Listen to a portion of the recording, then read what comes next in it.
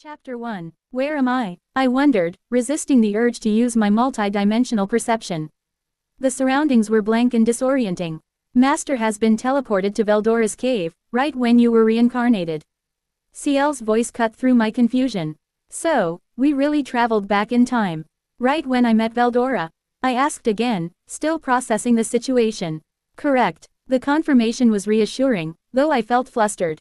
I wasn't sure if my abilities had reverted to Predator and Great Sage, but hearing Ciel's voice calmed me. Activating my perception, I saw the infrared fluorescence of the magisteel clusters within the cave.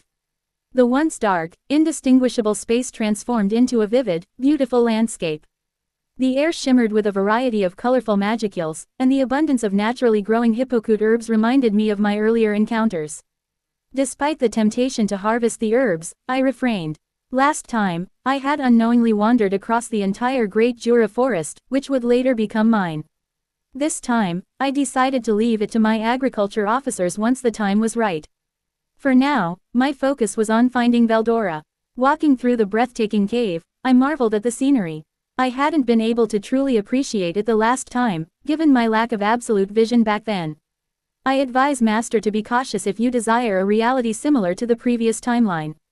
I understood the warning. Minor changes could snowball into larger paradoxes, reshaping events entirely. While my main goal remained the resurrection of Shizu-san, I was also aware of the responsibilities that came with the changes I might introduce. With another version of me still existing in the previous timeline, there was no need to return. I would navigate this world carefully, ensuring any alterations were minimal and didn't disrupt the inhabitants too much. I don't mind small changes, I thought, but I don't want to cause too much disruption. Hey, Ciel, I retained all my abilities, right? I asked for one final confirmation. Yes, Master, you have retained all of your skills and abilities. Hearing that eased my concerns. Facing my old adversaries no longer intimidated me as it once did. However, I still remained cautious of Yuki. I had no intention of risking a close call again, especially not without Ciel-sensei's assistance. Suppressing my aura was my first priority. Initially, Yuki wasn't overwhelmingly powerful. His victory over me had been in an information war, not raw strength. Over time, though, he acquired new abilities, leading to our eventual direct confrontation.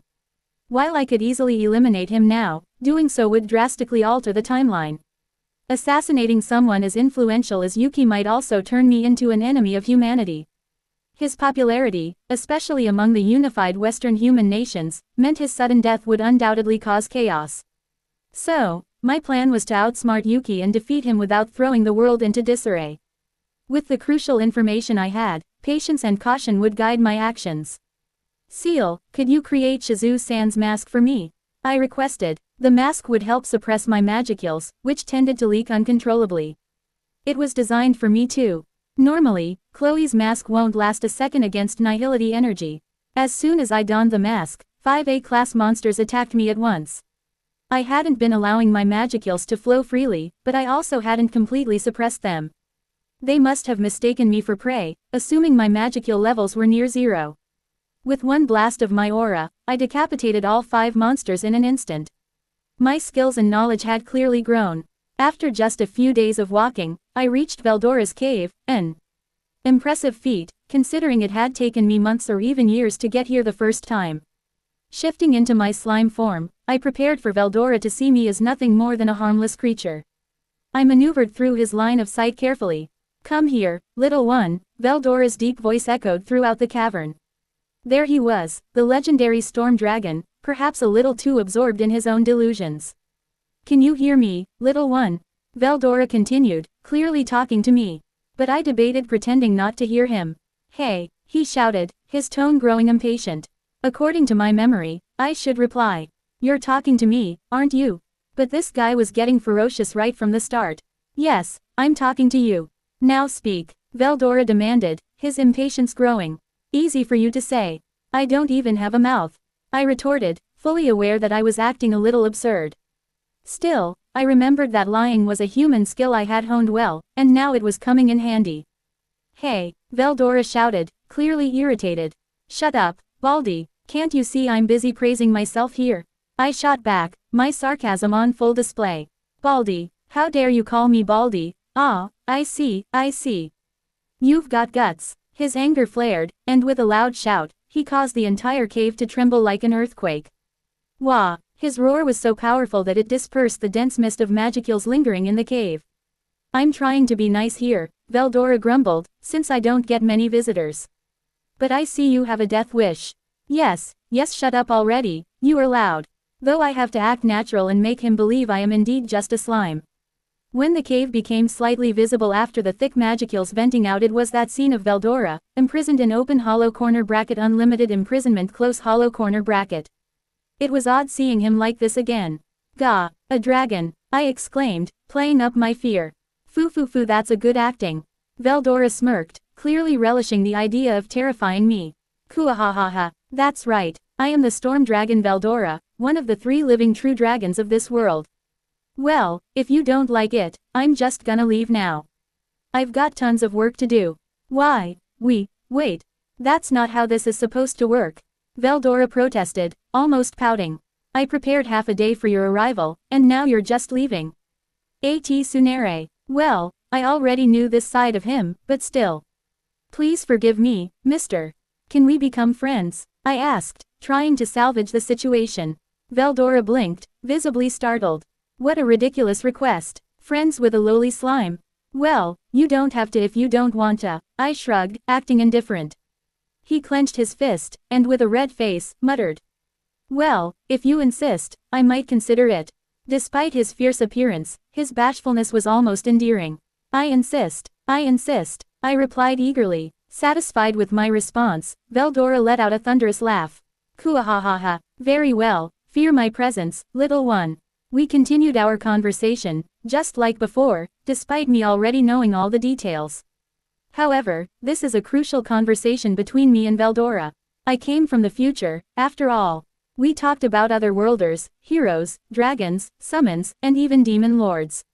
Nothing had changed, and yet, everything felt different. Hey, Seal, I whispered internally, will releasing Veldora significantly alter the timeline? Releasing Veldora will cause major movements among the human countries. The irregularity of the Great Jura Forest will cease to exist, which will prevent several key events from happening. That made sense. If people knew Veldora was still around, they might not attack the Great Jura Forest. People like Carrion, Milam, Clayman, Fuse, and Hume, without Veldora's disappearance, would they even associate with this forest?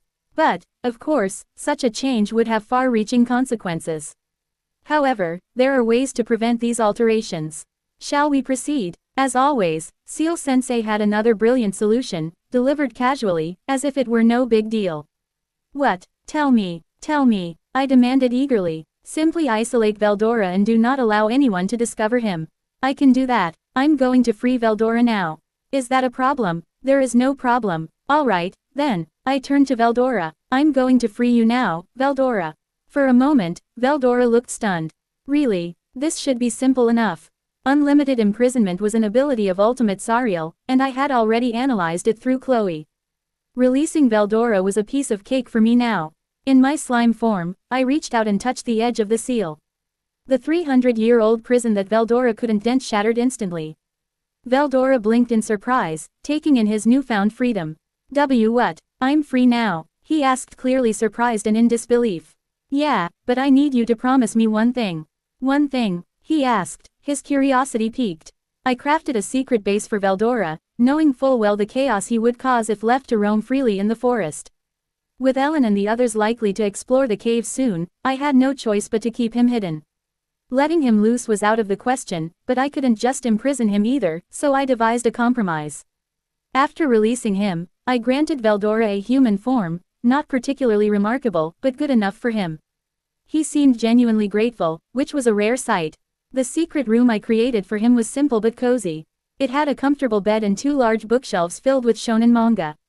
As absurd as it sounds, the more manga Veldora read, the stronger he became. It was his strange source of power. With enough reading material to last about 2 years on each shelf, he should be occupied for a while. Whoa, amazing. This is kinda similar to a human house interior, Veldora marveled, scanning the room. But as expected, his attention quickly shifted to the manga. Now, promise me, Veldora. No matter what happens, don't harm any sentient beings. I'll let you know if you're allowed, okay? I said, making sure he understood the gravity of the situation. Veldora, already engrossed in the manga, barely looked up. Yeah, I got it, slime. Hey, I shouted to get his attention. The name's Rimuru. Rimuru Tempest. As pals, you can call yourself Veldora Tempest. Tempest means storm, fitting for you, don't you think? Tempest.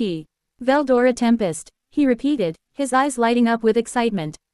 But then he quickly regained his composure, trying to act cool. Well, if you insist, then from now on, I shall call myself Veldora Tempest. Kuahahaha. So, do you really promise? I pressed him. Yeah, I promise to stay here. These sacred texts are much better than waiting around for centuries to reincarnate, he replied, already back to flipping through the manga. Good. You can leak your magicals, just don't go overboard, I added. The room was equipped with a filter that would absorb his magicals and channel them directly into the magisteel clusters in the cave, further empowering them. This way, his energy wouldn't affect the atmosphere, making it seem like the storm dragon had disappeared from the world. The filter could handle an immense amount of magical density, but if Veldora unleashed all of his power, it would definitely pose a problem. Still, this solution would keep the outside world from detecting him while benefiting the environment inside the cave. Alright, enjoy yourself here, I said, preparing to leave. I've got work to do, but I'll bring a friend to visit soon. Remember your promise, Veldora. Leaving already? He whined. No complaints, I've got things to handle. Besides, you've got plenty of entertainment. And remember, no contact with intelligent beings. Of course. Kuahahaha. Veldora laughed heartily. With that settled, I exited the secret room. Using time warp, I teleported instantly through the gates of the cave, leaving Veldora to his new home and his beloved manga. To be continued.